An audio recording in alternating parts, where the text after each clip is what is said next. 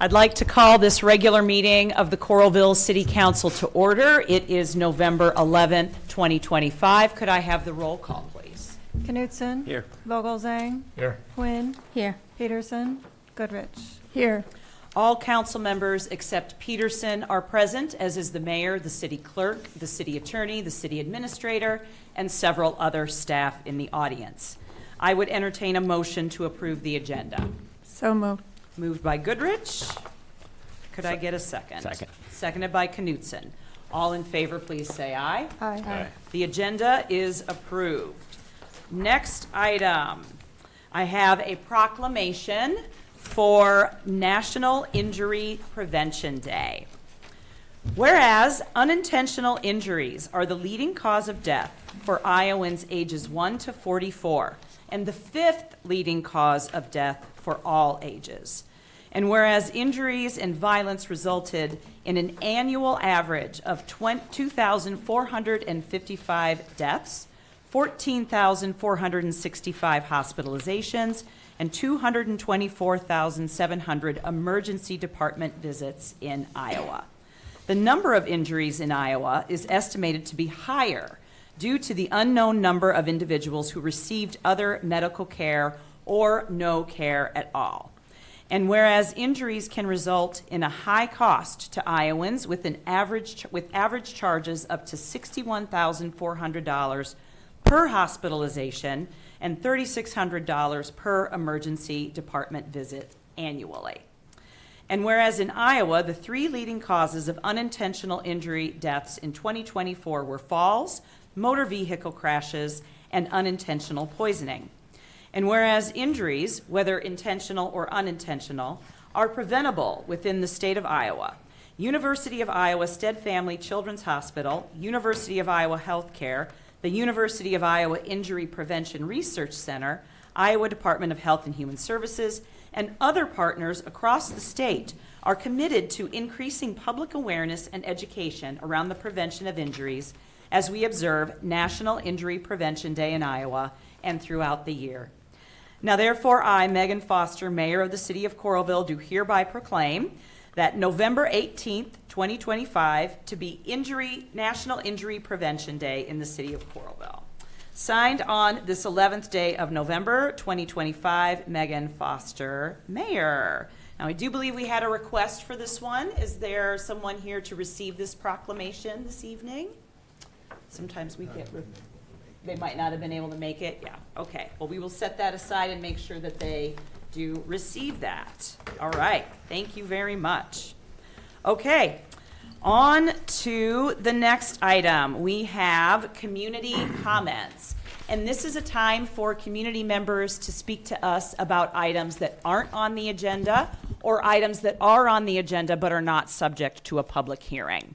So I know that we have several folks that are here to speak with us this evening. I spoke with some folks before the meeting started.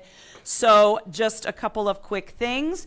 If you could try to keep your comments to about 2-3 minutes, that would be appreciated since we do have several speakers, and I know that we have some interpreters as well. So obviously we would extend the time for those individuals needing an interpreter. All right, so who would like to go first? You can step up to the mic, make sure that you sign in. Tell us your name. Katie Freeman, pretty sure you all know me by now. Yes, we know you. Okay, so I'm going to read this letter that was presented to the Johnson County joint entities on October 20th, 2025. Thank you for the opportunity to address this joint session of all local governments. Together, we can take simple, practical steps to protect the safety, dignity, and constitutional rights of workers and residents across Johnson County. Even before the current workplace raid and family separation crisis, over 50% of Latino families in Johnson County reported being chronically homeless, doubled up or tripled up to survive. Despite this, Latino residents receive virtually none of the local housing vouchers. We ask the joint entities to adopt and promote the following Fourth Amendment workplace protections by no later than Monday, November 3rd. Number 1, require a judicial warrant before allowing law enforcement or ICE into non-public areas. Number 2, Designate a worker safety space in city and county buildings during enforcement or emergencies. Number 3, provide know your right training for all staff and local officials. Number 4, post entrance notices reading non-public area, warrant required. Number 5, encourage local businesses to adopt similar policies. Number 6, fully fund workplace safety, permanent supportive housing, legal aid, and health navigation for immigrant workers and families. These steps uphold due process, human dignity, and community safety. By taking them together, our local governments can model what it means to protect the essential workers who sustain our communities. Thank you for your leadership and partnership in this urgent work. With respect and gratitude. And sorry if I murder this, escucha mi voz. Did I do okay? Okay. Would you all like a copy of? Yeah, we've received Received it? one. Okay. Yep, but, yeah. Thank you.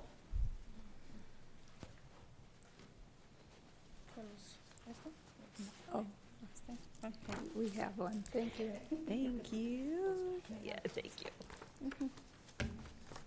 All right. Buenas noches, mi nombre es Jazmín Mesa y agradezco el consejo por permitirnos esta noche unos minutos. Good evening, my name is Jasmine Mesa, and I want to thank all of you for letting me a few minutes to talk tonight.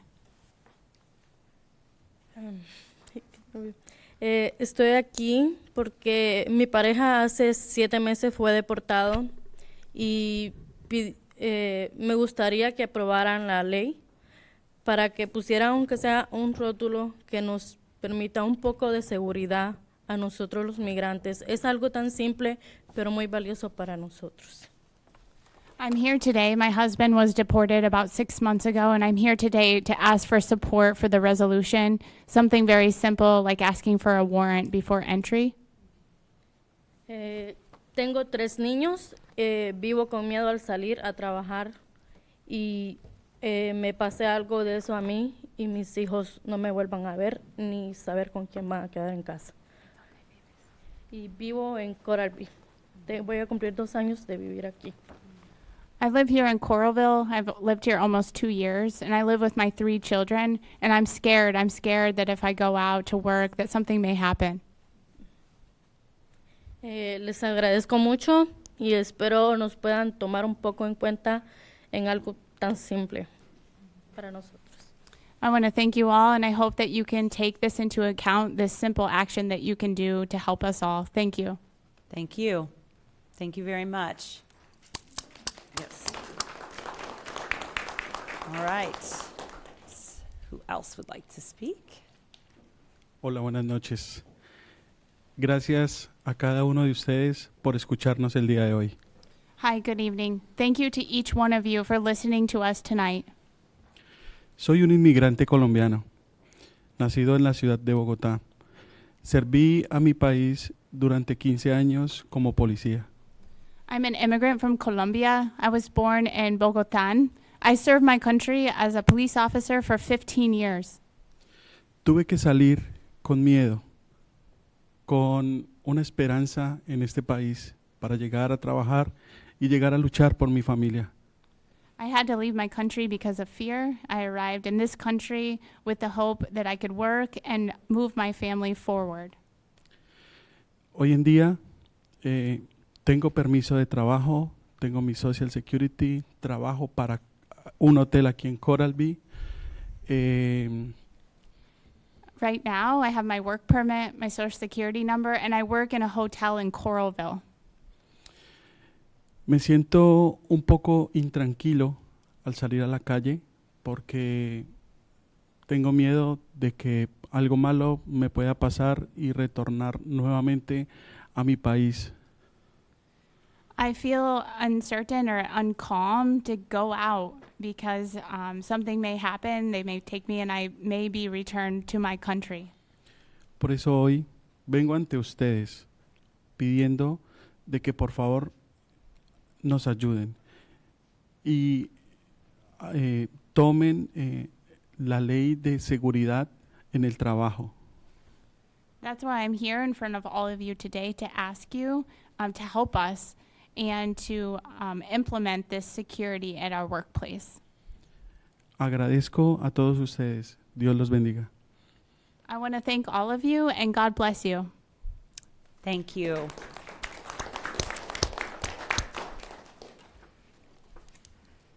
Buenas noches para todos. Mi nombre es Nelly Ruiz, Good evening. My name is Nelly Ruiz.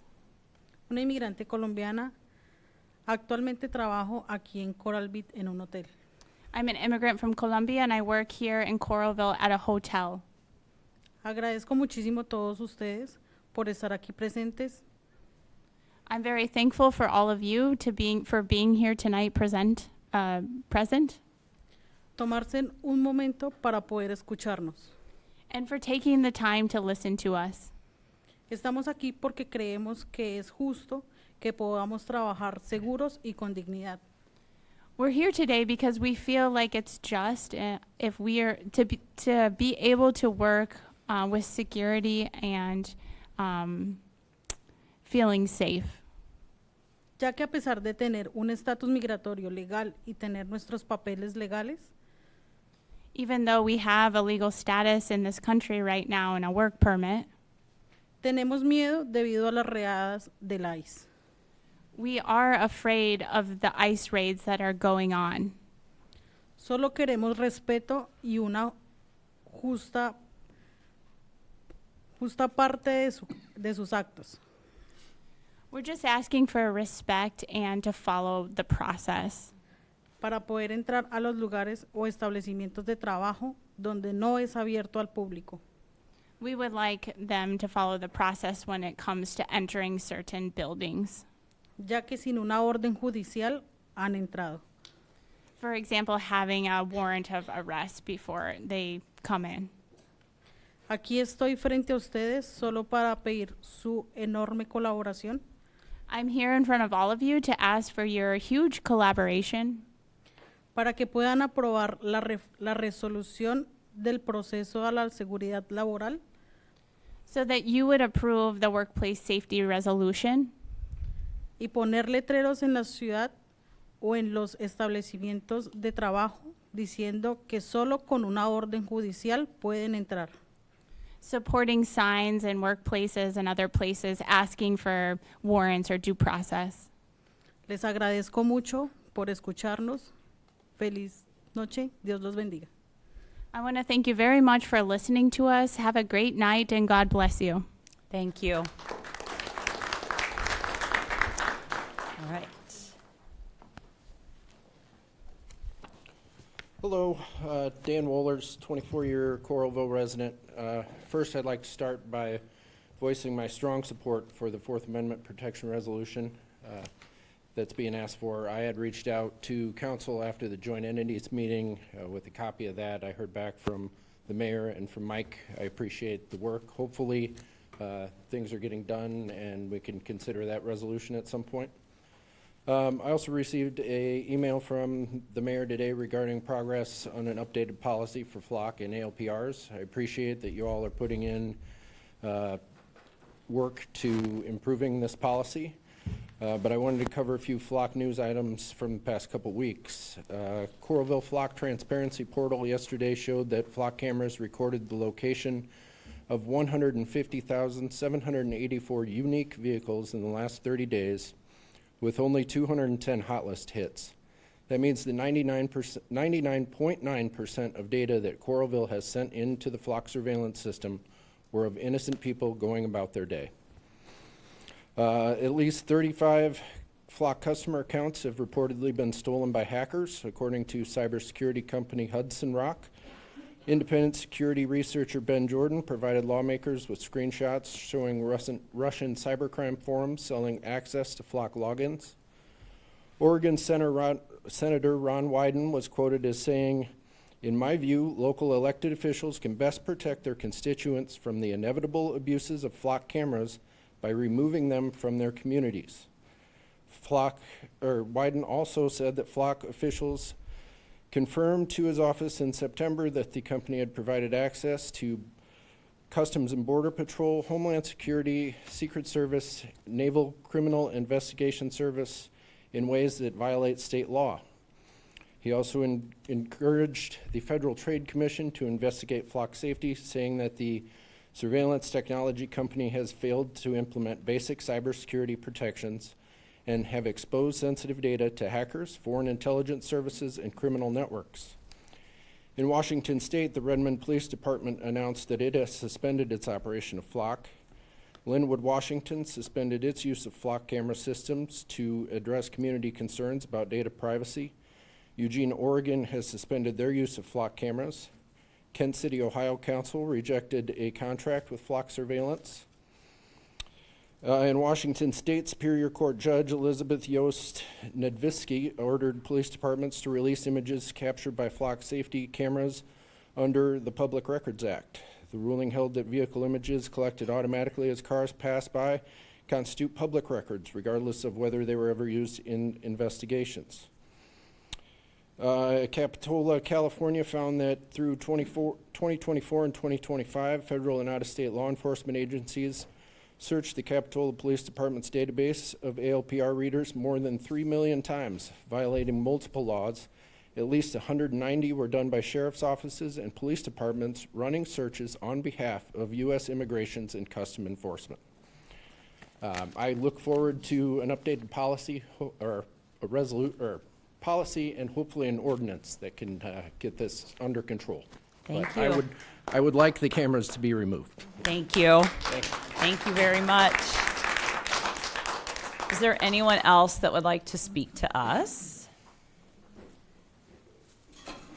Hello, my name is Marshall Pope, and I live at 875 Maplewood in Coralville, and I've lived here for 16 years. And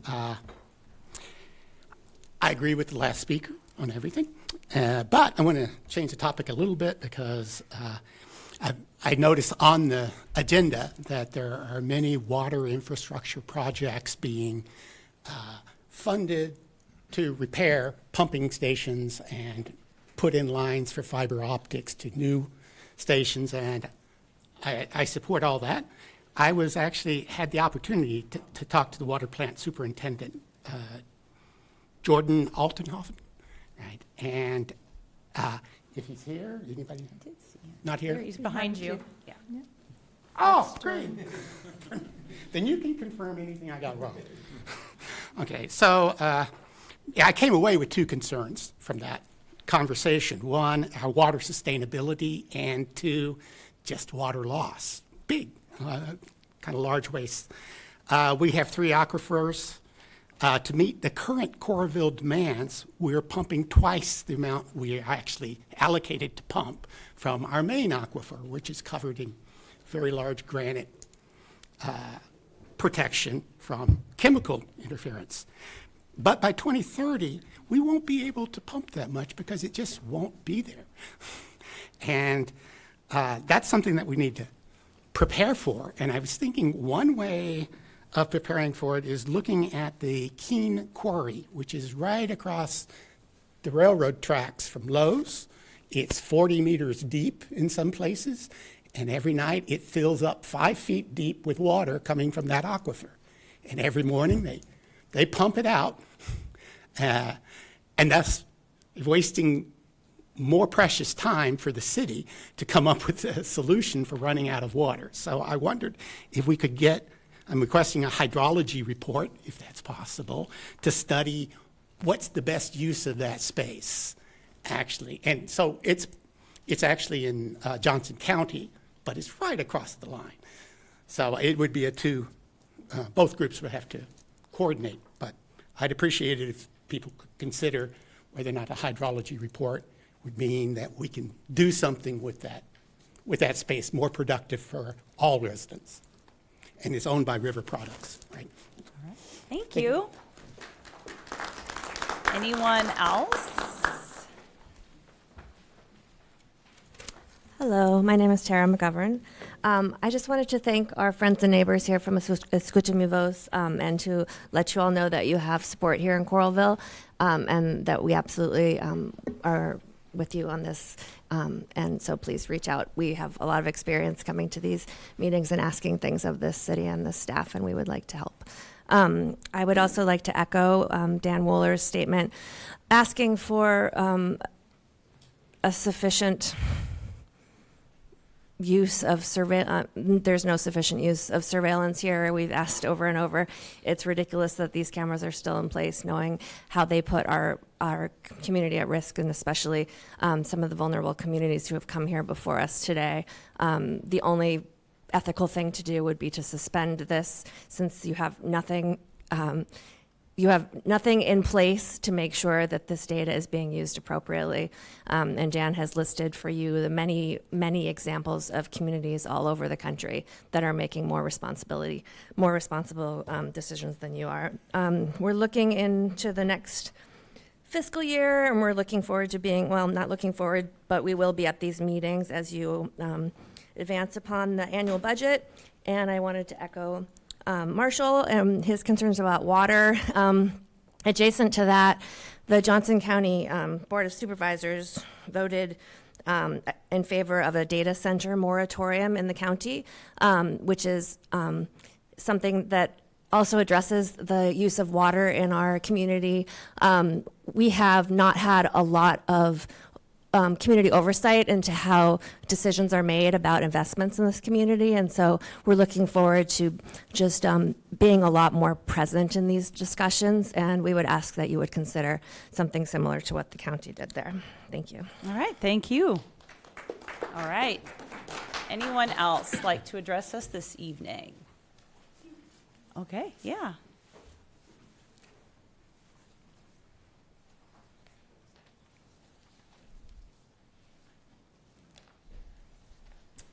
Hi, everyone. I'm Jenny Struthers, a Coralville resident. Just had a couple things I wanted to say.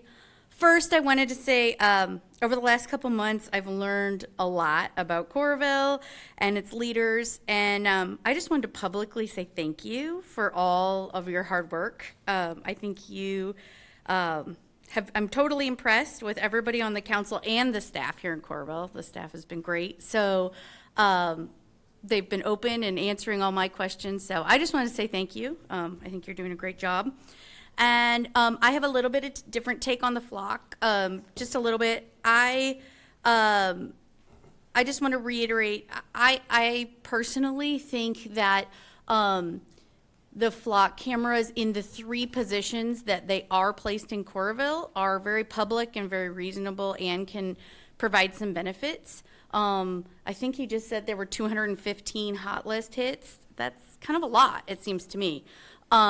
So I think that it's reasonable, but I would like to say that instead of just having a policy and an ordinance, I really think that you should go back and you should amend the contract with Flock, because then you'll have contractual protections.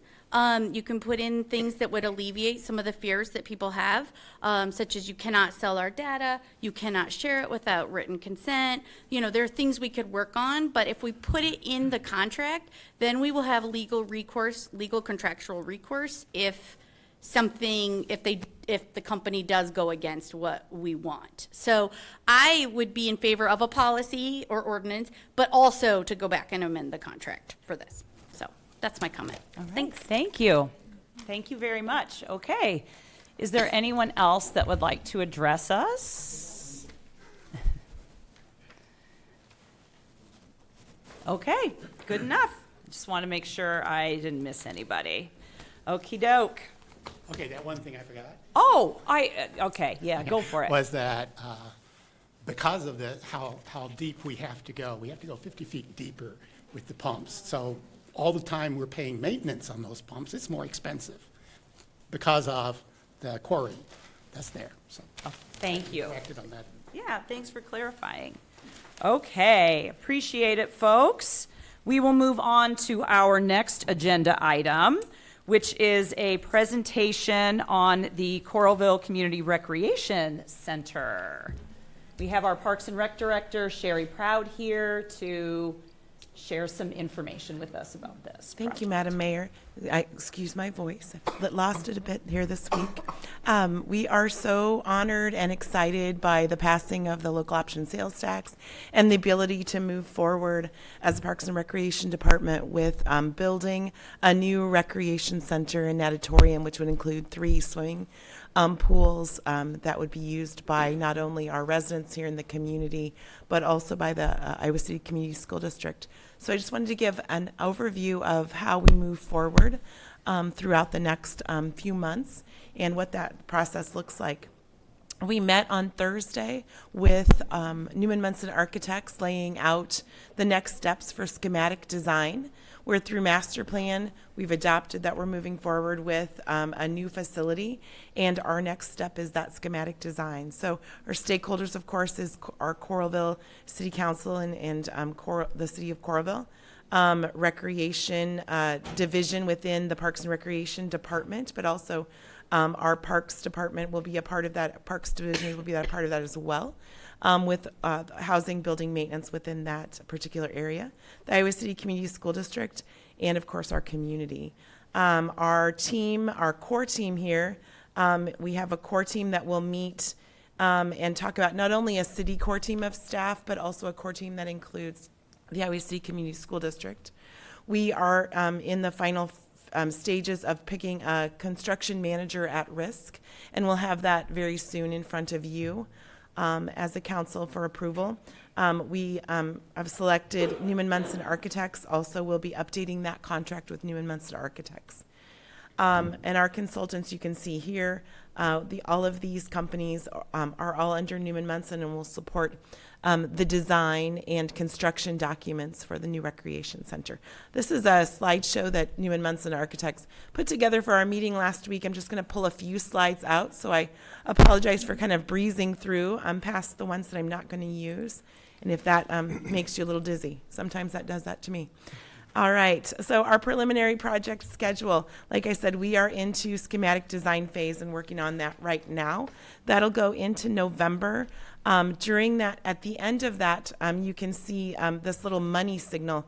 The thing about bringing on a construction manager at risk with a guaranteed maximum price is going to give us steps all along the way of checking in with our budget and making sure we can meet the $48 million that we've set aside to build this recreation center and pools. Then we go into our design documents. They go more, the first is the layout. These are the spaces. These are how these are going to lay out. Design document starts to get into the nitty gritty of what's in those spaces. How do we connect all those spaces together? Starts to look at how does ductwork move throughout the building? How does our IT lines work throughout the building? All of those kinds of things. Again, at the end of that, we get a guaranteed maximum price. We're going to be working in 2 phases right alongside each other because what we want to do is get phase 1 construction out the door, and so that we are looking at a June-July opportunity to start our phase 1. So that'll be our grading package, putting up all of our fences, getting into our utilities and soil borings. All of that will happen during that first phase. We'll continue to check the pricing along the way, and then at the end of design documents, we'll check that again, get into our construction documents for the actual building, and again, we'll check that pricing and settle on with our construction manager at risk that guaranteed maximum price as we near the end of the construction design phase. Then we are anticipating sometime in that next August, September, that we'll start seeing foundations go in the ground.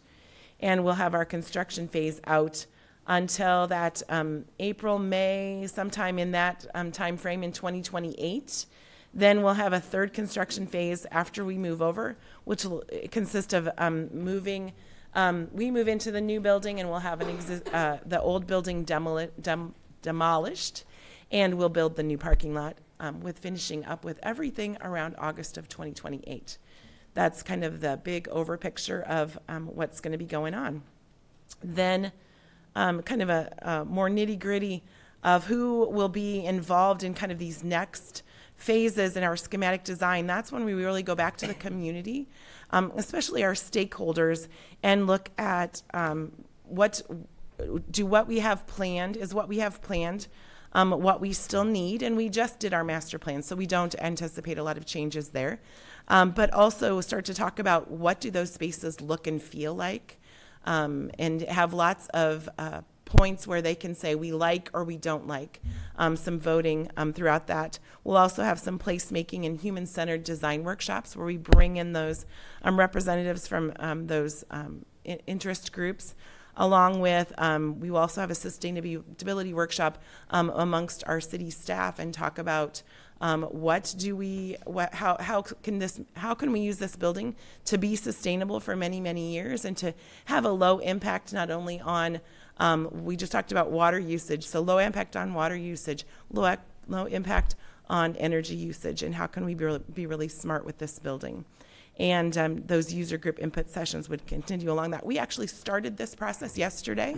The girls' swim team were the first ones to get their surveys and to talk about what does this pool feel like for the competition pool.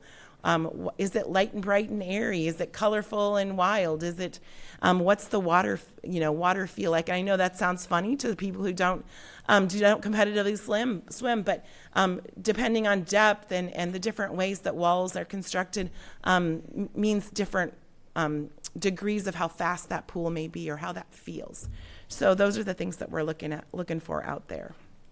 And so client interfacing all along throughout the next phases, and then that's those stakeholder engagements. So just reviewing the stakeholders. Of course, we have people within our core team within both the city and the school district. We have an expanded core team as well.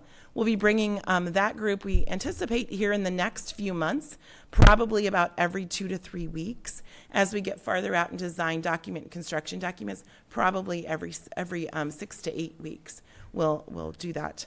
Talked about those community user surveys, and we're still building out this list, but competitive swimmers, our junior high and high school students, middle school and high school students, I believe, our senior program attendees, our noon basketball group, our group that always comes in, and each group that comes into our building, that like our preschool programs and things, we want to have them regularly in and talking to them about what this feels like.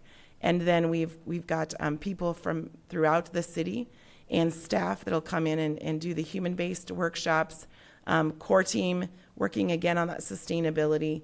And we want to make sure that our staff all have input from those that program the building, those that supervise the building, those that administer the comings and goings, and how do we effectively and efficiently move people through, as well as those who have to maintain and operate the building. So a lot coming up. It's very exciting, but we'll make sure that we, when there's an opportunity to have all of our city council involved, we'll get surveys out to you. Rich Vogelsang is our Parks and Recreation Commission city council representative. So Rich is going to be one of my best friends here coming up in the next months, and we'll get lots of information to Rich so that he can share that with you as well. Awesome.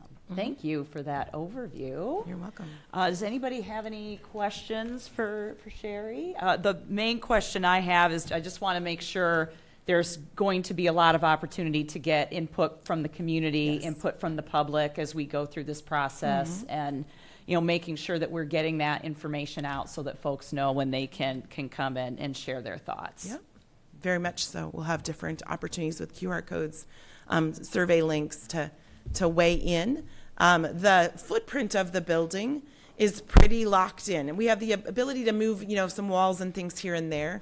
And what is it within the building? The program has already been set from a standpoint of what's in the building, but lots of opportunities to weigh in on how can we make things more multi-purpose. What do they look like? What does the building look and feel like? It's going to be a big question within the next 4 to 6 weeks. Okay, awesome. Other thoughts or questions for Sherry? Okay. Sounds good. Thank you very much for that overview. Really appreciate it. And yes, this is very a very, very exciting development. Looking forward to seeing how everything develops and unfolds. Thank you. Okay. On to our next agenda item.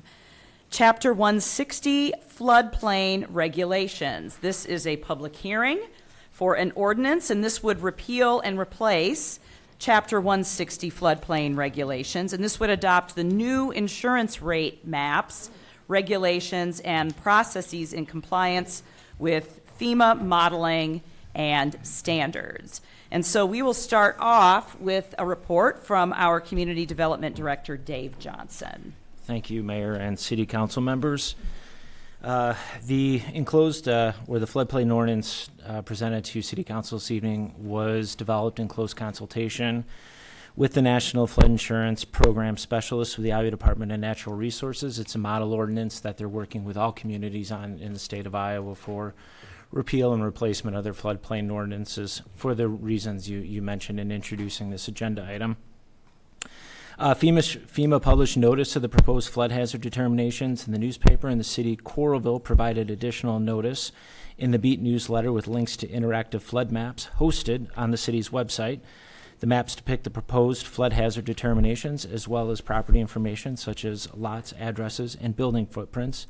Neither FEMA nor Coralville received comments on that. And these new rate maps will result in a reduction of approximately 74 acres in the special flood hazard area. That is the 100-year flood hazard area, as I sometimes refer to it. This reduction is a result of flood mitigation efforts made by the city of Coralville, state and federal partners, as well as property owners. And the language in the ordinance has been amended to reflect modern floodplain management requirements and processes and reflect the minimum requirements outlined by FEMA for local communities' floodplain management programs. It's our participation in the National Flood Insurance Program that allows the city of Coralville or city of Coralville residents to be eligible for flood insurance. And again, when we have this, we can, the better our program is, the more reduction in rates that our residents can get that need flood insurance. So I just respectfully request that City Council repeal Chapter 160 of the Code of Ordinances and adopt the proposed Code of Chapter 160 in its place. Excellent. And can you talk a little bit about the Planning and Zoning Commission report? Actually, the Planning and Zoning Commission did not weigh in on this. This is more of a technical exercise between city staff, the Department of Natural Resources, and FEMA. Okay. All right. Thank you for that clarification. Appreciate it. All right. So we'll start out with the public hearing. I'll open the public hearing on this item. Is there anyone that would like to address us about this? Do we have any written comments? No written. Okay. I will close the public hearing and we will consider the ordinance. Ordinance number 2025-1017, an ordinance amending Chapter 160 of the Code of Ordinances regarding floodplain management. This ordinance introduced first consideration by Councilmember Knutson, seconded by. Seconded by Vogelzang. Any questions or discussion on this ordinance? Changes? Okay. Good work. Thank you. All right. Could I have the roll call, please? Vogelzang. Aye. Quinn. Aye. Goodrich. Aye. Knutson. Aye. Ordinance passes its first consideration, all ayes. Next item, we have another public hearing. This one is for the Gather Iowa project. As part of the Gather Iowa project, the existing 2nd Avenue will be relocated from its current location to the west side of this development, and the intersection of 2nd Avenue and 2nd Street will become a signalized intersection. So I will open the public hearing on this item. Is there anyone that would like to speak to us about this? And do we have any written comments? No written. Okay, I will close this public hearing and we will consider the resolution. Resolution approving the vacation of excess 2nd Avenue right-of-way. This resolution introduced for adoption by Councilmember Vogelsang, seconded by. Second. Seconded by Nguyen. Any questions or comments or discussion on this item? Right. Okay. All right. Could I have the roll call, please? Quinn. Aye. Goodrich. Aye. Knutson. Aye. Vogelzang. Aye. Resolution is approved, all ayes. Next item, 106 First Avenue and 198 First Street. This change in, wait, I want to make sure I have my papers in order. Yes, I do. Okay. This change in zoning will match the rest of the Gather Iowa properties to the west and north of these lots, which were rezoned to commercial planned unit development 2 districts in 2021. Could I have the ordinance, please? Ordinance number 2025-1016, an ordinance amending the Coralville zoning ordinance, the same being ordinance number 2020-1009 as previously amended, rezoning certain property located within the corporate limits of the city of Coralville, Johnson County, Iowa, and generally known as 106 First Avenue from C2 to Arterial Commercial District and 198 First Street from I2 Light Industrial District to CPUD to Commercial Planned Unit Development 2 District. This ordinance introduced for second consideration by Councilmember Quinn, seconded by. Second. Seconded by Vogelzang. Any questions, comments, or discussion? Okay. Could I have the roll call, please? Goodrich. Aye. Knutson. Aye. Vogelzang. Aye. Quinn. Aye. Ordinance passes its second consideration, all ayes. Next item, wastewater treatment plant biosolids pump replacement. This project will install a new pump in the biosolids thickening building at the wastewater treatment plant and replace major components of the gravity belt thickener. So we have our city engineer, Scott Larson, here to give us an overview on this. I believe you have a bid report for us. I do. Thank you, Mayor. We received bids on November 4th, and we received 3 bids on this particular project, ranging from a low of $199,000 to a high of $343,000. The engineer's estimate was $325,000. The low bid received was from Wendler Incorporated from Amana, Iowa, and their base bid was $199,000, so substantially lower than the engineer's estimate, and so I would recommend awarding the project to Wendler Incorporated. Thank you. All right. Appreciate that. So let's start with the first resolution. Resolution accepting bids and approving the contract for the wastewater treatment plant biosolids pump replacement. This resolution introduced for adoption by Councilmember Goodrich, seconded by. Second. Seconded by Knutson. Questions, comments, or discussion from anyone? Any experience with Wendler? Lots of experience. Lots of experience. They are also, I think they recently changed their name back to Wendler, but they've also been WRH, and they're the ones that did our Well 16 improvements, that are still doing the Well 16 improvements. But they also did the last major water plant upgrade as well. It's not often that a bid is so much lower. You're sure that everything's covered? Yeah, Yes. I'm sure. We had it double checked. Just had to mention. Yeah, unfortunately, I wasn't there that day when all the good bids came in, so, Yeah. but it's good to Yes. see. Excellent. Any other questions or comments? I just want to thank Scott for answering the question that I had at the last meeting regarding how old is the pump when it needs to be Yeah. replaced. And so we learned that the pumps is usually 20 years and ours is 33 years old. So it's about time that we need replacement. And we're still not getting rid of it either, so. Yeah. It's a backup, Keep it for a right? backup. It's a backup, yeah. Yeah. Excellent. Okay. Could I have the roll call, please? Knutson. Aye. Vogelzang. Aye. Quinn. Aye. Goodrich. Aye. Resolution is approved, all ayes. And could I have the second resolution read, please? Resolution approving the contract and bond documents for the wastewater treatment plant biosolids transfer pump replacement. This resolution introduced for adoption by Councilmember Knutson, seconded by. Second. Seconded by Nguyen. Any questions, comments, or discussion on this agenda item? Okay. Could I have the roll call? Vogelzang. Aye. Quinn. Aye. Goodrich. Aye. Knutson. Aye. Resolution is approved, all ayes. Next item, sanitary sewer rehabilitation.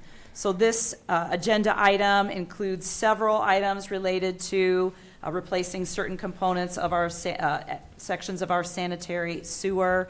We'll start off with another bid report from Scott Larson. So this was the second bid on November 4th that we took, and there were 4 bidders. The bids ranged from a low of $311,890.20 to a high of $592,433.25.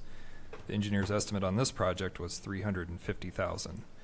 The low bid of $311,890.20 was submitted by Municipal Pipe Tool of Hudson, Iowa. And we all are familiar with Municipal Pipe Tool over the years, and I do recommend awarding the project to Municipal Pipe Tool. Okay, thank you. All right, could I have the resolution read, please? Resolution accepting bids and awarding the contract for the sanitary sewer rehabilitation. This resolution introduced for adoption by Councilmember Vogelsang, seconded by. Second. Seconded by Goodrich. Questions, comments, or discussion? Anyone have any thoughts? Okay, roll call, please.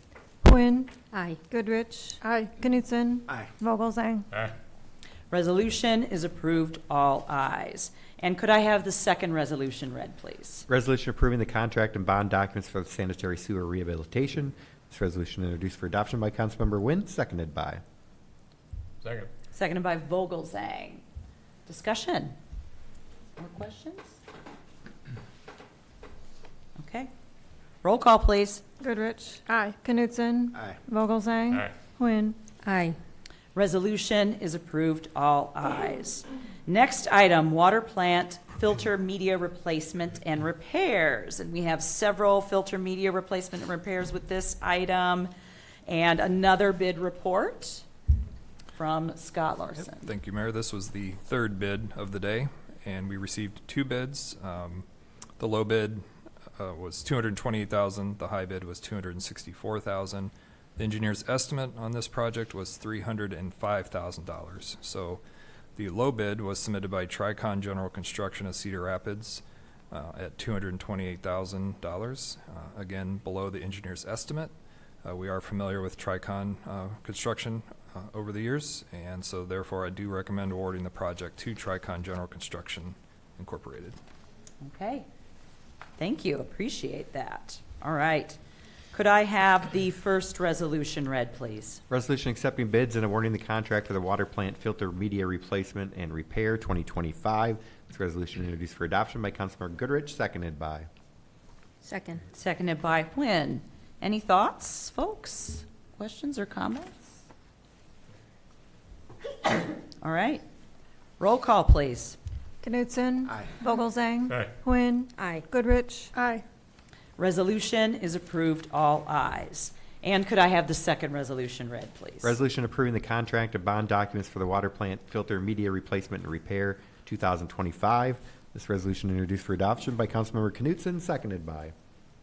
Second. Seconded by Vogelsang. Questions or comments or discussion?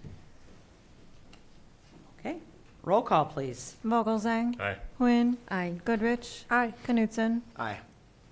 Resolution is approved, all ayes. Next item, Well 16 fiber optics installation. This project includes several installations for fiber optic infrastructure around the community, and we have our engineer, city engineer Scott Larson, to give us an overview of this project as well. So this was the 4th project that we took bids on that day, and we received 5 bids with a low base bid of $56,599 to a high bid of $132,880. The engineer's estimate on the base bid was $105,000. We also took bid alternates on this project, and that was to install fiber optic cable inside an existing city-owned conduit that is currently empty along Oakdale Boulevard from Well 16 all the way east to First Avenue.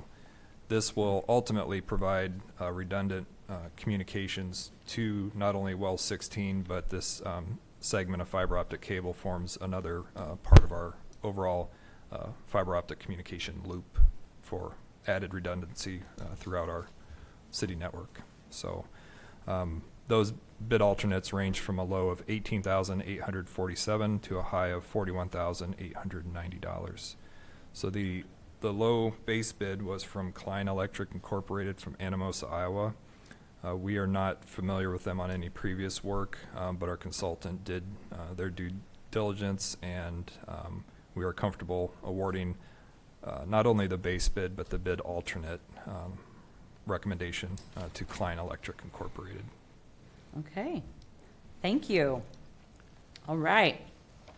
Could I have the first resolution read, please? Resolution accepting bids and awarding the contract for the Well 16 fiber optics installation. This resolution introduced for adoption by Councilmember Vogelsang, seconded by. Second. Seconded by Nguyen. Questions? Or comments? Well, there were surveyors out on Oakdale Boulevard. Was that for this? No. Okay. No, that was actually preliminary design work related to Well 17. Okay. That's the next well that we're looking at. Thank you. Any other questions? It's interesting to me, none of these bids are from either Iowa City or Coralville. Is that because they're already too busy, do we think, or there just aren't companies that can do this work? We don't have a lot of contractors located in Coralville. Or Iowa City? Or Iowa City. Yeah, we do tend to get a lot from the Cedar Rapids and Quad City metro areas on some of these types of projects. Yeah, most of them are even further away than that. Yeah. Mm-hmm. Yeah, we had some bids from Wisconsin. Yeah, on some Missouri. of those projects. Yeah. Yeah. Any other questions? Okay, roll call, please. Nguyen. Aye. Goodrich. Aye. Knutson. Aye. Vogelsang. Resolution is approved, all ayes. And could I get the second resolution, please? Resolution approving the contract and bond documents for the Well 16 fiber optics installation. This resolution introduced for adoption by Councilmember Nguyen, seconded by. Second. Seconded by Knutson. Any discussion on this resolution? Okay, roll call, please. Goodrich. Aye. Knutson. Aye. Vogelsang. Nguyen. Aye. Resolution is approved, all ayes. Next item, Oakdale Boulevard Force Main. This project constructed a new force main from Brown Deer number 4 lift station west along Oakdale Boulevard through the 12th Avenue intersections to Oakdale Road, then to the west end of the Oakdale Road connection to the existing gravity trunk sewer. So for this one, I would entertain a motion to approve pay estimate number 8 to Boomerang Corporation for the Oakdale Boulevard Force Main. So moved. Moved by Nguyen. Could I get a second?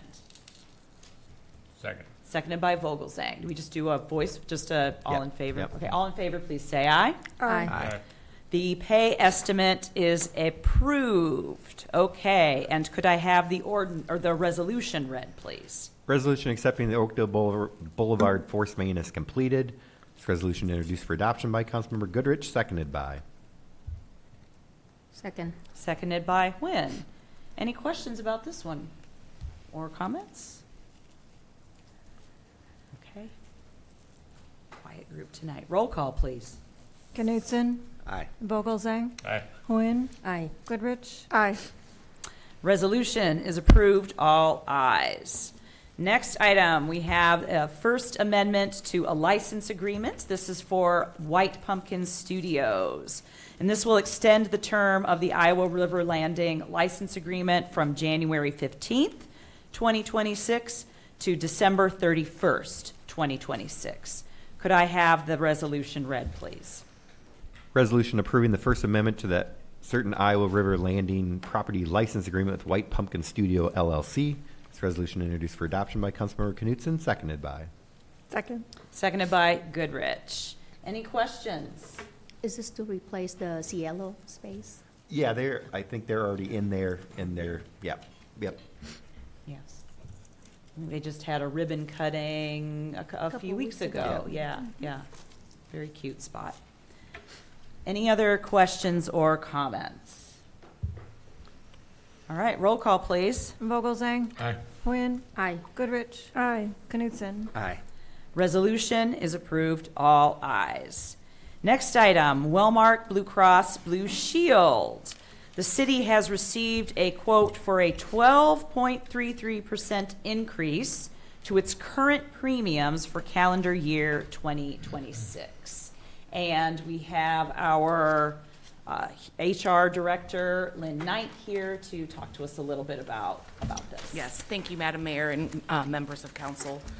In the memo, I kind of detailed why we've seen a more significant increase than in years past. We had 5 claims this past year that were over $75,000. And looking at last year, we only had 2. A lot of those claims are, they're completed, so to speak. They're not ongoing health issues. So the thought from Wellmark is that that will trend back down.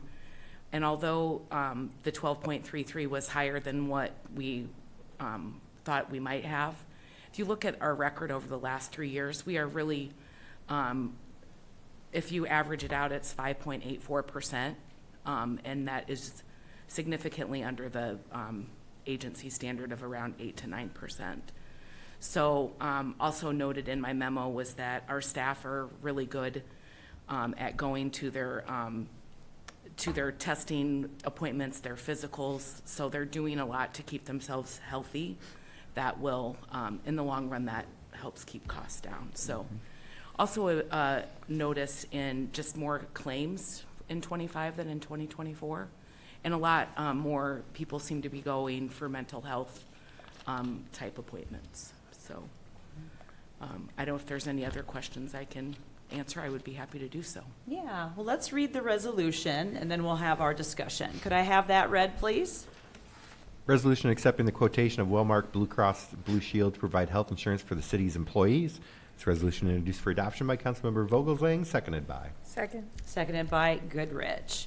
Yeah, so Lynn and I were actually chatting in the lobby before the meeting and just talking about some of these increases, and I am glad to hear that staff is taking advantage. There's a lot of the screenings, those annual screenings, the colon cancer screenings, mammograms, all of those checkups that folks are doing. That's really fantastic.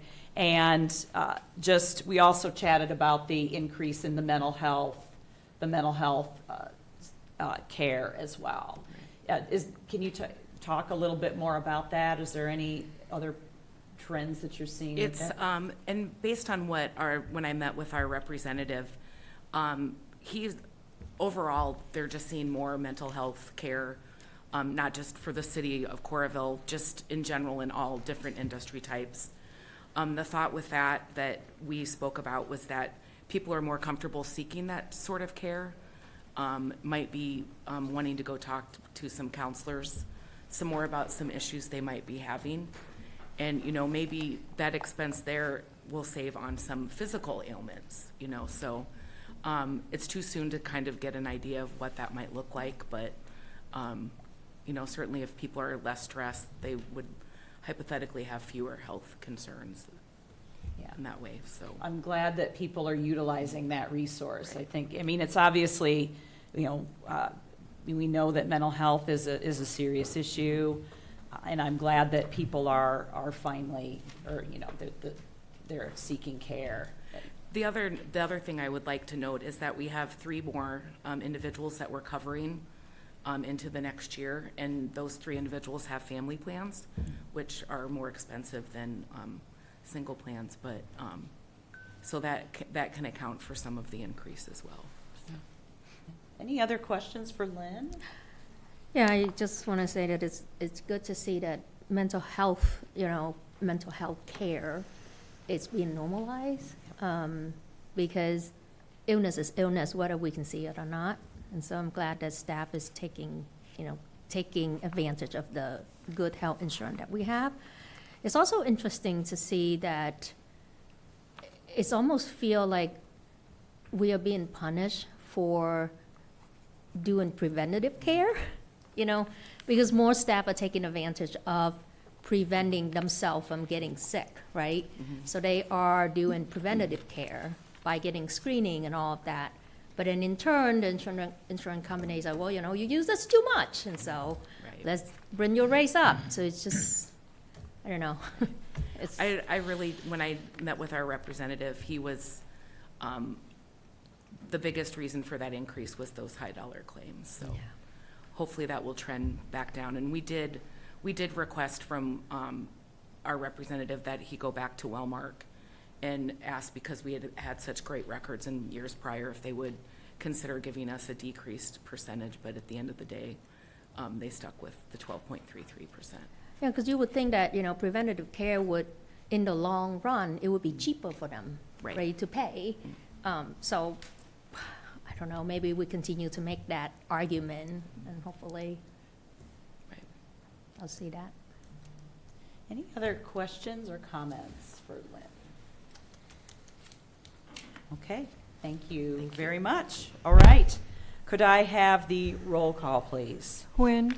Aye. Goodrich. Aye. Knutson. Aye. Vogelzang. Aye. Resolution is approved, all ayes. Next item, Clear Creek Stream Mitigation Bank credits. This agreement is for the sale of credits in the Clear Creek Stream Mitigation Bank to Ameren Services for their Coddington Substation Construction Project. Could I have we have Sherry up here. Would you like to, before we read the resolution, would you like to give us a little overview? If you have any questions, so I act as the banking agent for the Clear Creek Stream Mitigation Bank and enter into those contracts, and then have you codify them because there's usually a timing issue with our companies that want to buy credits or our projects that want to buy credits, and sometimes they can't wait for that. So that is what this is to just approve the sale of credits, 2,333.2 credits to Ameren Services, and this is a project that is in Henry County, down by Mount Pleasant, and is part of the Mississippi Valley area that we cover within our stream mitigation bank. Okay, excellent. Thank you. So let's have the resolution read, please. Resolution approving the sale of stream bank mitigation credits to Ameren Services. This resolution introduced for adoption by Councilmember Nguyen, seconded by. Second. Seconded by Knutson. All right.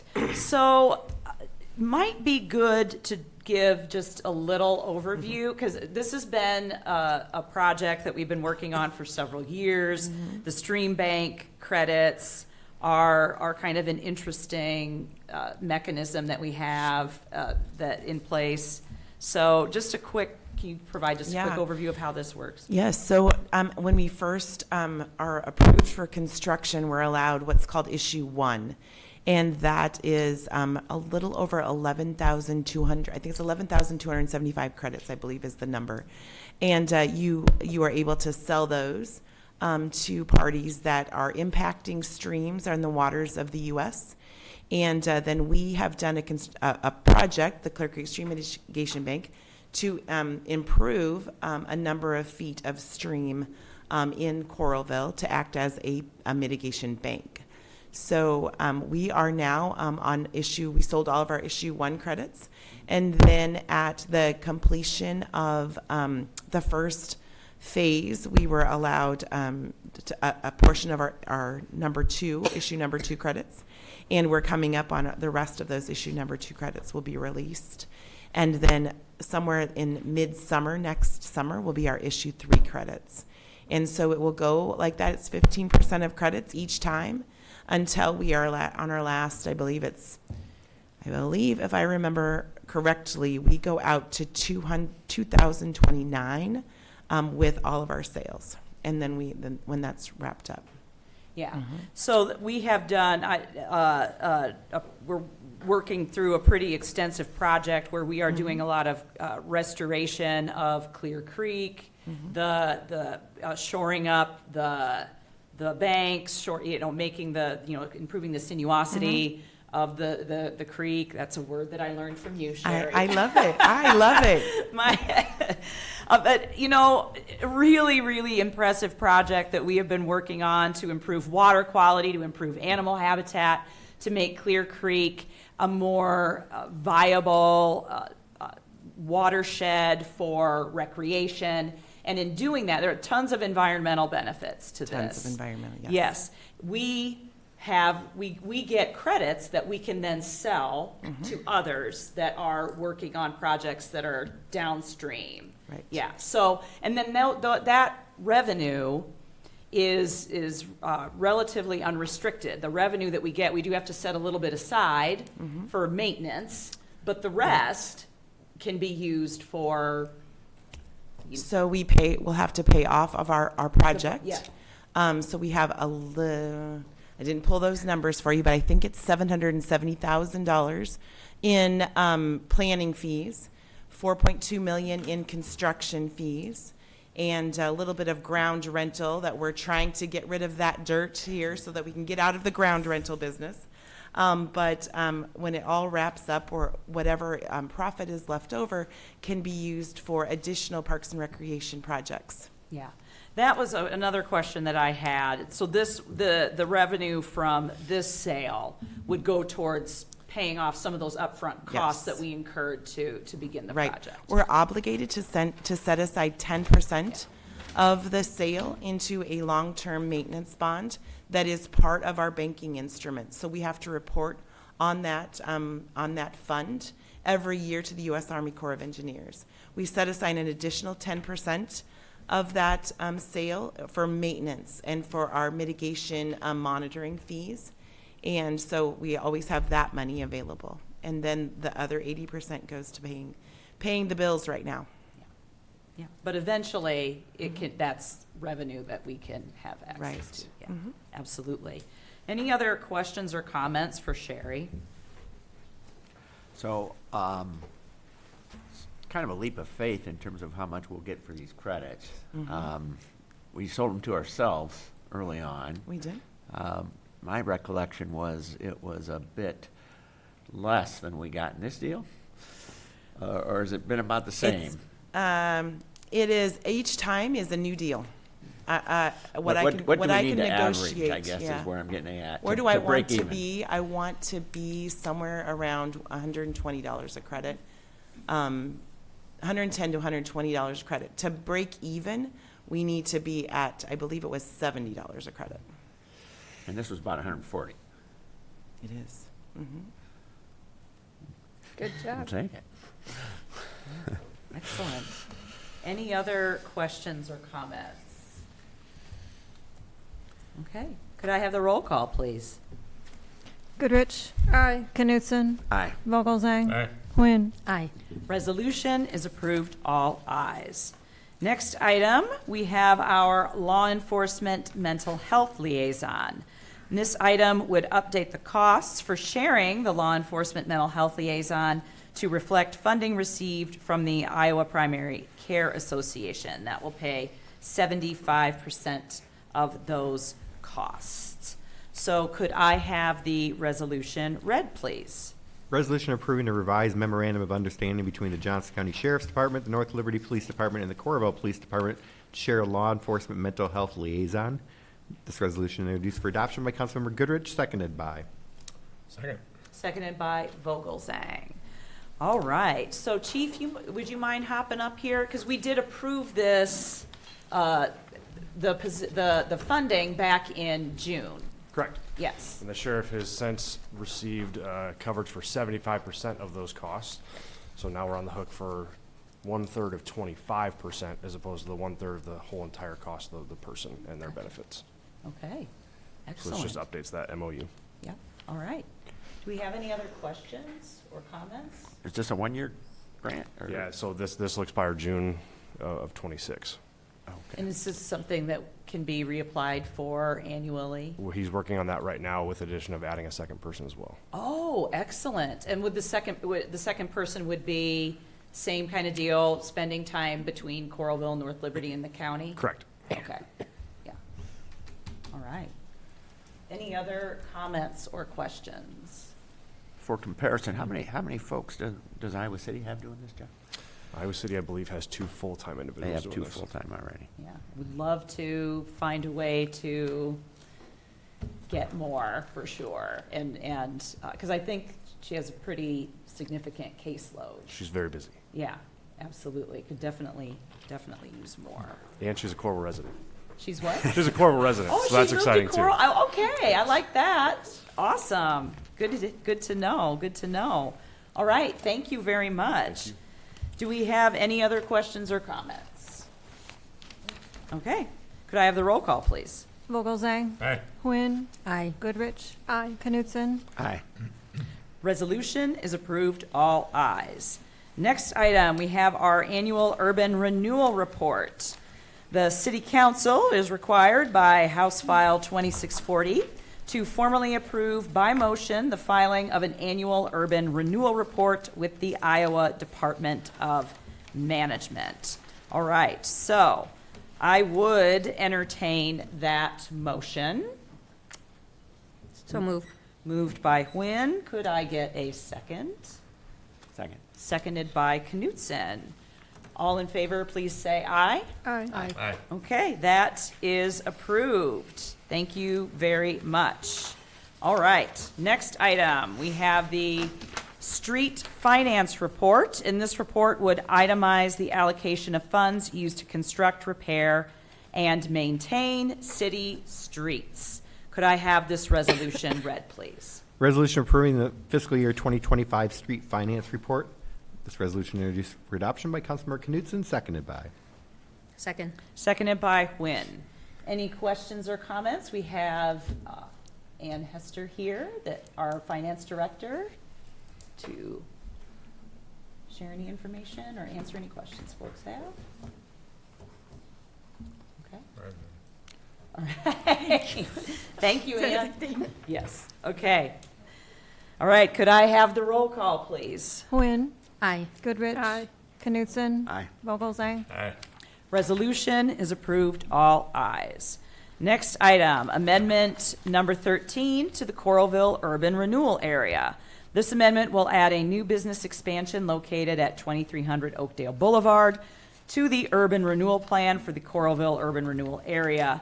The consultation will be on December 1st, 2025, and the public hearing will be on December 9th, 2025. Could I have the resolution, please? Resolution setting a date of consultation and a date of public hearing on the proposed amendment number 13 to the amended and restated urban renewal plan for the Coralville Urban Renewal Area. This resolution introduced for adoption by Councilmember Vogelzang, seconded by. Second. Seconded by Goodrich. Any questions or comments about this? What's the timing for these negotiations with this company?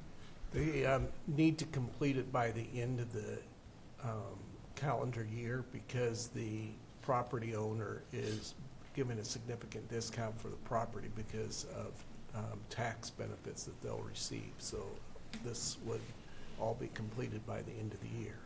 Okay. All right. Any other questions or comments? All right, roll call, please. Goodrich. Aye. Knutson. Aye. Vogelzang. Aye. Quinn. Aye. Resolution is approved, all ayes. And finally, I would entertain a motion to approve the consent calendar as presented. So moved. Okay. Okay. Yeah. Moved by Knutson. Could I get a second? Second. Seconded by Nguyen. Could I have the roll call, please? Knutson. Aye. Vogelzang. Aye. Quinn. Aye. Goodrich. Aye. The consent calendar is approved, all ayes. Next item, we have our city administrator's report.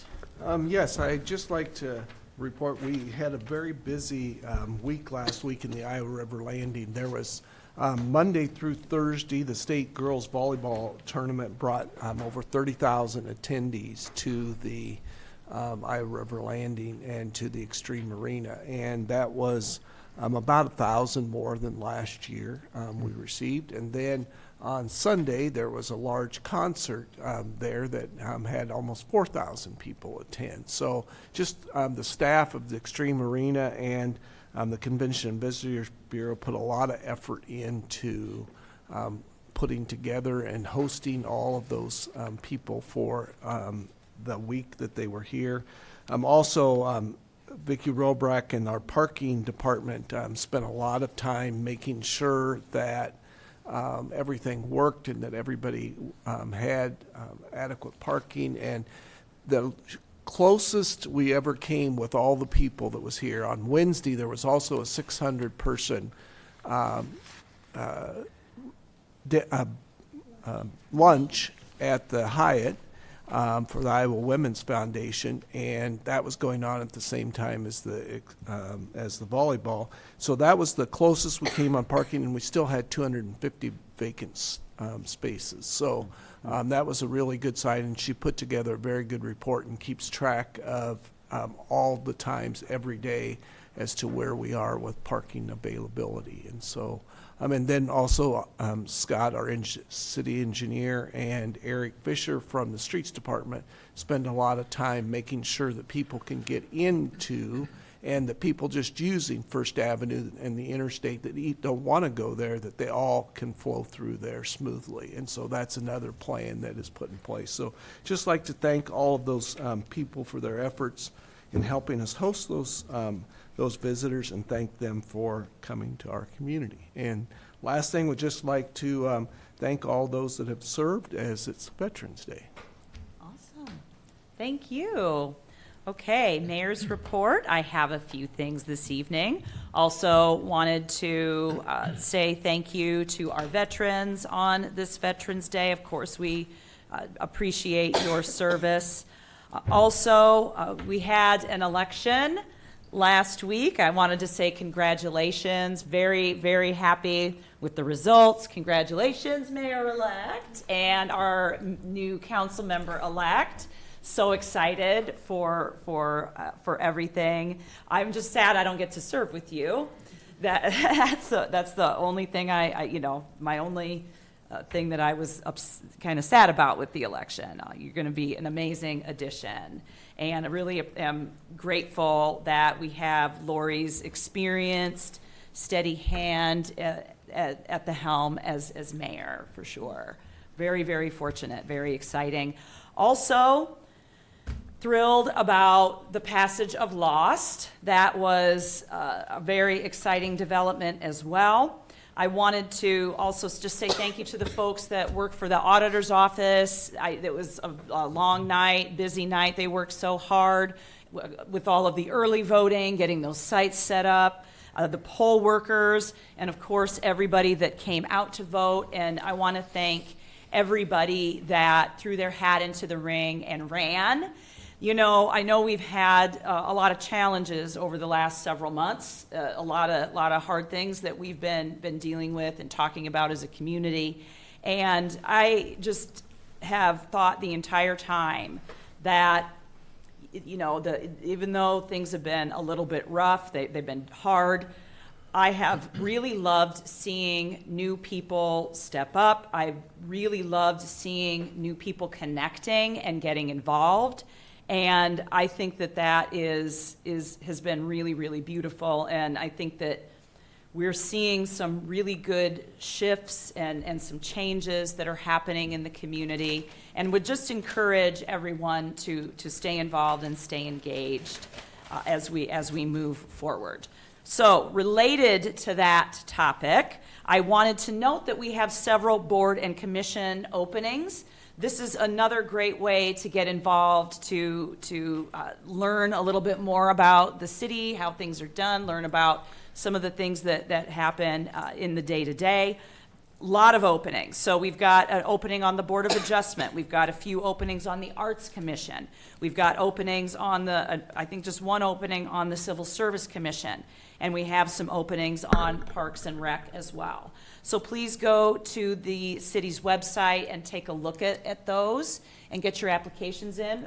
Can you remind me what the deadline is? November 21st at 5 p.m. Okay, November 21st at 5 p.m. So make sure you take a look at those if you're interested in getting involved in that way. Really, that is a really fantastic way to start out. I started out on the Planning and Zoning Commission, and I learned so much from that experience. So highly encourage folks to check that out. Wanted to talk just real briefly about the Lost results. We heard a great presentation about the parks, the recreation center.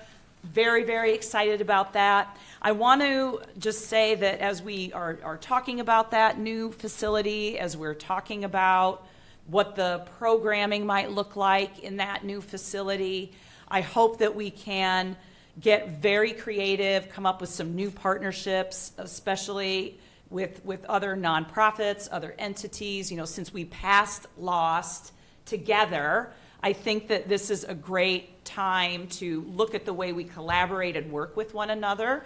And I think the rec center, there's some really great opportunities to see some of those partnerships. And I hope we can get some really innovative and creative programming in there, especially programming that is geared towards youth. Given the fact that we have Northwest Middle School right across the street, I think there's so many opportunities that we have that we could come up with some innovative programming there. I hope we can talk to some nonprofit folks as well to see some other, talk about some other ways that we could utilize that new space. And, very excited about the rec center. And I also want to talk about the affordable housing component. I don't want to forget about that because that is an incredibly, incredibly important need in the community. And the very first time I ran for office, affordable housing was one of the things that I talked about a lot. And we have done quite a bit. We've done some really great stuff. We've got some great partnerships. We've done some projects here in Coralville. Obviously, we need to do a lot more. We need to make sure that we are keeping our eye on that at all times. And with that lost revenue, I want to make sure that, and I won't be here unfortunately, but maybe I can come to the meetings and give public comment. But I hope that the new council, the new makeup of the council, when you're looking at that revenue that we're getting from local option sales tax, and what we're doing with affordable housing, I really would encourage you to prioritize projects that are going to be targeted towards people that fall under 50% of the area median income. I think that should be the top priority. I also want to make sure that we are looking at projects, the permanent supportive housing. I really hope that is something that can be accomplished and looked at with this new revenue. The affordable housing stuff, again, we've done quite a bit. We've done some good things. We need to do more, and we really need to make sure that we are meaningfully targeting folks in that much lower income bracket when we are looking at ways to utilize the lost revenue, especially since we all know that lost is more regressive. And so this is one of the ways that I think that we can address some of that, is by being very, very purposeful about targeting folks on that under 50% of the area median income for those projects. I'm just looking through my notes here. Last thing, I want to just say that I support the initiative that was brought forth tonight by the speakers. I am in favor of that. I would like to bring that resolution to the agenda, and I appreciate everybody that came out and talked about that this evening. It's very scary stuff happening, and I think that if there's anything that we can do to protect our community, I think we need to do it. So wanted to just voice my support for that. Also, I will not be at the next meeting. I know I missed the last meeting, but it's very rare that I miss meetings, and especially this close together. I usually do a vacation in the summer and a vacation over the week of Thanksgiving. Those are the two times I typically miss over the years, over the 8 years I've been here. So I will not be at the next meeting, but you'll be in good hands with the mayor-elect. Okay. That is all I have then. City Attorney's report? Nothing new. Okay. Committee and council members report. Let's start down at this end with Councilmember Knutson. Thank you, Madam Mayor. Just echo a couple of things. I'd like to think that voter turnout was because of my hard campaign. But I think we got to credit Greater Iowa City and getting people out. I mean, the number of voters, I think, was much higher, and I'm attributing that predominantly to loss. And to get 85% was fantastic. I think, for context, that's been before our voters, at least as I understand it, 2 previous times, and it didn't get 50%. So to see that support is certainly going to make our job easier, and I'll echo your comments about affordable housing as an essential piece of that pie for us. And we'll have to work hard on that. I also I know I've mentioned to you, through email that I would be supportive, but I wanted to be publicly on record as saying I would also support anything we can do for the due process, workplace safety initiative, ordinance, whatever it might be that we can do to support those folks. Okay. That's all I have, Mayor. Thank you. Thank you very much. Councilmember Vogelzang. Yeah, the election night was, let me back up. I had the privilege of actually working the polls at Brown Deer, and I would encourage anybody who has the desire to put in an 18-hour day to do it. It was a great experience. They did it last year as well. And one of the neat things about it was, first of all, I was able to get rid of some extra Halloween candy for the kids that came in. But it was a real joy to see parents that come in and brought their kids with them and expose them to the process of elections. And I enjoyed seeing that. But yeah, if anybody's got an interest in doing it, it's a good experience. And the outcome of the lost referendum, I thought was just overwhelmingly passed, and not just in Coralville, but regionally. It was just it was good to see such strong support. And I wanted to give a heartfelt shout out to Stacy Hausman and Sherry Proud, who really and everybody that was involved with our Lost campaign committee did an outstanding job. And I don't know how many presentations that Stacy and Sherry and Keith Jones and the other people made, but they did a great job. So I want to just give a shout out and appreciation for all that. The other thing I was amazed, I'm kind of echoing Kelly's comments about the arena. I was at the hockey game Saturday night. Turn around and come back, you look at the how the arena was transformed. I don't know how else to say it. How transformed so quickly to get ready for the volleyball tournament. It's amazing the work that they do. So it's another shout out about that. Lastly, my hat's off to every single veteran that's ever put on a uniform and serviced this country. I was actually hoping to see a proclamation tonight, but it's a Veterans Day in honor of all the veterans that have ever served. I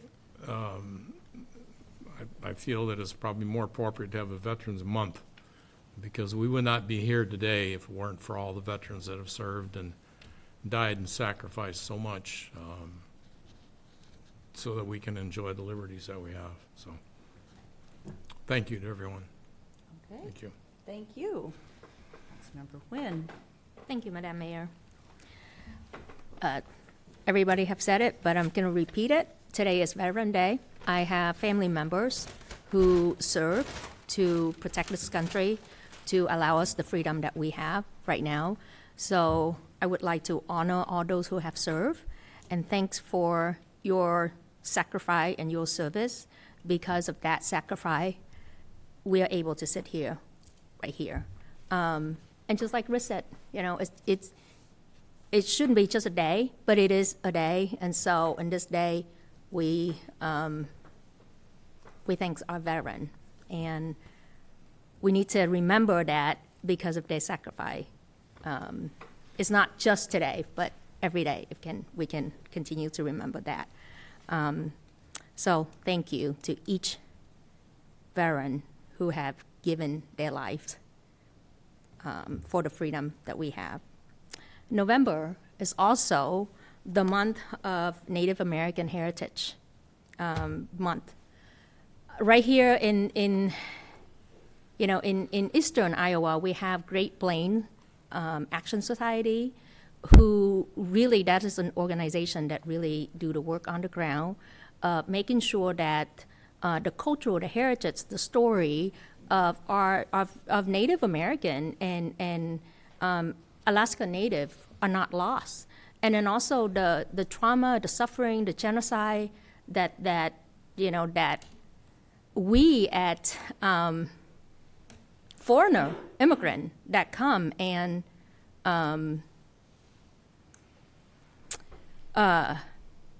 dealt the hand for them. As an immigrant coming here to this country, I am indebted to them. This is their land that we occupy, and we have to remember that. And again, it's just not a month. It should be every day, every month, that we have to remember that this is the land of Native American that we occupy. Right here in Coralville, this land belonged to the Kickapoo, the Iowa, the Sauk and Fox, and I might have butchered this, but the Ojeti Sakowin. Those are some of the native tribe that occupy this land now that we call Coralville. The work will never be done. We have to remember that, history teach us a lesson, and we should take that lesson and do better. If we don't know, then we can't do better. But when we know, we need to do better. So thank you to Great Plains Action Society for their continued work. This Saturday, they are hosting a truth giving. It would be the 9th year that they have hosted this at the English Theater. For children, it's free, but for adults, it's $10. It's also their way of raising funds so that they can continue to do their work. It's from 7 to 10 p.m. And the music will be by Audio Pharmacy. I don't know them, but I'm excited to hear their work, to hear their music. And there are some amazing speakers as well. So if you haven't had planned for Saturday from 7 to 10, I would encourage you to go and learn more about, our Native American, their culture, their heritage, their suffer, their trauma, and appreciate their sacrifice so that we can be here. I am the liaison for the Art Commission from the city, and last month, the CCPA, which is the Coralville Center for the Performing Arts, I always have to think when I say that, launched a campaign to raise some funding to replace their lighting board. And so the lighting board has been, the CCPA was built in 2011. And so the lighting board that we have there is original, which, with technology and technology advancing, there are lightning board that could do a lot more than what we have now in the CCPA. So the goal is to raise 12,000. So 1,000? No, 10,200. Sorry, numbers. So far they have raised 7,000. They are short $5,000. They are hoping to raise that by the end of this year, which we have a little over, closer to 2 months. So if you have a little, please give. You can go on coralvillearts.org/shine-a-light. This will not only benefit Coralville, but it will also benefit the greater area as well, because we bring in so many kids from all over and educate them about the art right here in Coralville. So if you can give a little, please do. I also wanted to thank all the folks who come and speak today regarding the Fourth Amendment. As an immigrant myself, I understand that fear.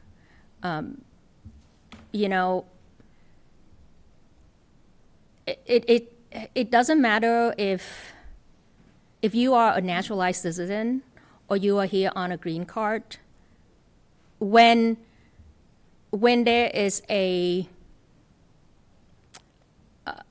hate toward you, you can't hide. I can't hide who I am. I don't have another layer of skin that I can put on and make myself look different.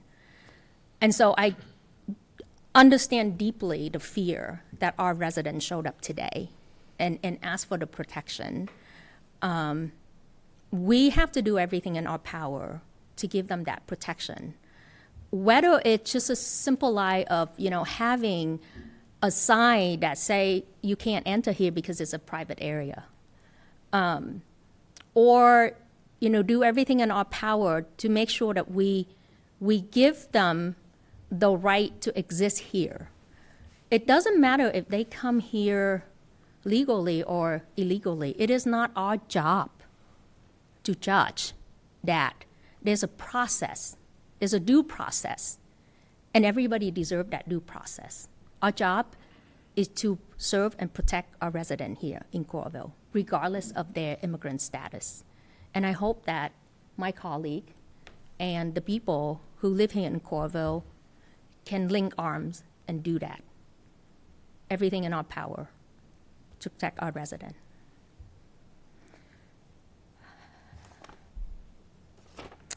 I also wanted to thank all the candidates who run.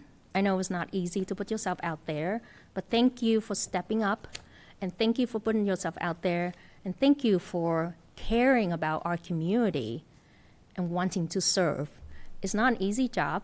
The learning curve is very steep, but it is rewarding. It's rewarding to see that when you put in the work and when you listen to the community, we together can make this community a better place, a more welcoming, an inclusive, a safer place for everyone. Whether it's someone who works in the hotel or someone who owns a business, we all exist here together. And so thank you for putting yourself out there. And please do not let this to be the first or the last time that you run for public office. We always need new ideas. We need new folks. We need people who are passionate about their neighbors. So consider running again. Thank you to everyone who reached out and concerned about our neighbors. With everything going on at our state and federal level, I know that it's here in our local government, we can only do so much. But thank you for your care, for reaching out and wanting to know how can you help to get our neighbor their next meal. I really, really appreciate that. And I know that there are so many efforts around to make sure that our neighbor are not going to bed hungry. So thank you. And continue to care, continue to reach out. I also want to apologize for not doing my job thoroughly.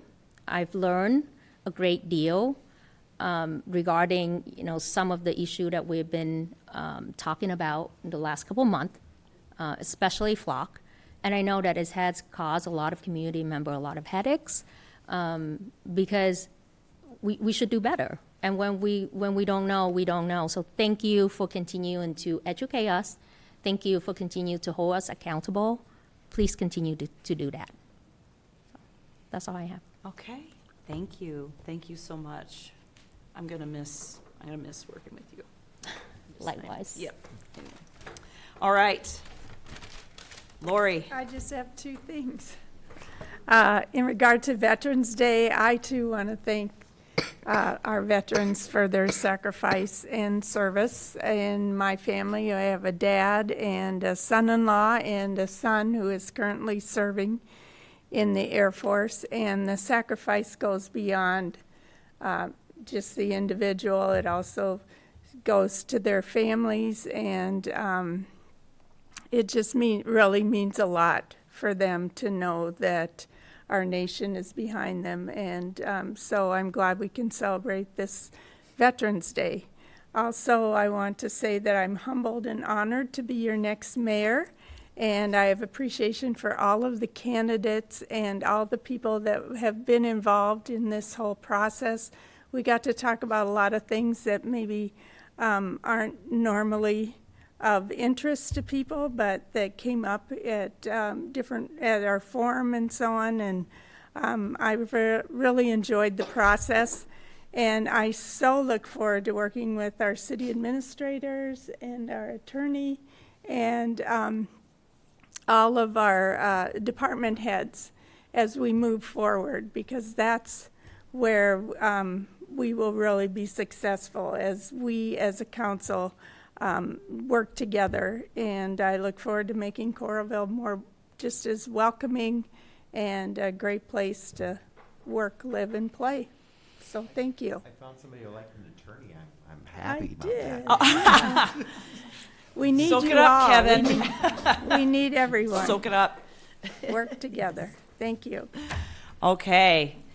Thank you, folks. Yeah, all right. All right, with that, I would entertain a motion to adjourn.